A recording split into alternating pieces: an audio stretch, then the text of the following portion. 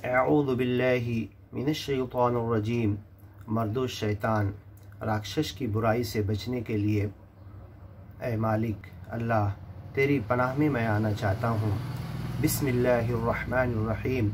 अल्लाह के नाम से जो परम दयालु परम कृपालु है, बहुत रहम करने वाला और बहुत रहमान है।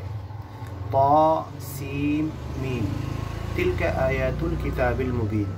ये खुली हुई किताब की आयतें हैं। लअल्लक बाखिउन नफ्सक अल्ला यकूनु मुमिनीन। ए मोहम्मद पैगम्बर, ऐसा लगता है कि ज्ञान पहुँचाने में तुम अपने आप को हलाक कर लोगे, क्योंकि ये लोग नहीं मान रहे। इन नशअ नुनज़्ज़िल अलैहिम मिनस समाई आया।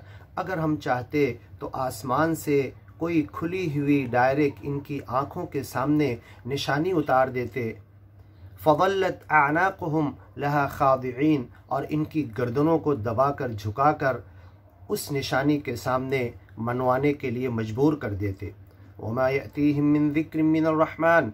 रहम करने वाले रब की तरफ से जब भी कोई आयत, निशानी या बात अल्लाह की तरफ से, कायनात की फैली हुई आयतें या किताब की आयतें, आयत कहते हैं निशानी को, और जितनी जुमले, जितनी आयतें, जितनी बातें मालिक ने अपने नबियों को किताबों में दी, वो भी निशानियाँ और आयतें हैं। और इस कायनात में फैली हुई मालिक की मखलूक, पैदा की हुई चीज़, वो भी बतौर निशानी और अल्लाह की कुदरत बताने के लिए, अल्लाह का ज्ञान बताने के लिए इंसान अगर गौर करे तो उसके लिए काफ़ी है। जब कभी रहमान की तरफ से कोई निशानी आती है, नई निशानी आती है, इल्ला कानू अन्हु मुअरिदीन, तो उससे मुंह मोड़ने लगते हैं, एराज़ करते, उसकी तरफ ध्यान नहीं देते।